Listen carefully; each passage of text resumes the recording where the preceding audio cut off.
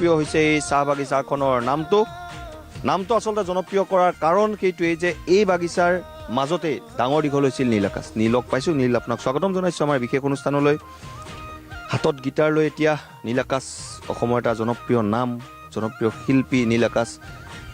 এই বাগানৰ পটভূমি, আপুনি এই বাগানতে জন্ম হৈছে, ডাঙৰ হৈছে, হাৱা পানী সকলোৱে বাগানৰে নীল আকাশৰ।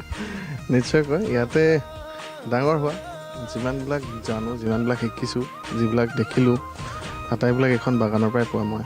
ইয়াত চোৰ পুলিচৰ পৰা আৰম্ভ কৰি ক্ৰিকেট ফুটবলৰ পৰা আৰম্ভ কৰি এখন বাগানৰ লগতে মোৰ শৈশৱ শেষ হোৱা।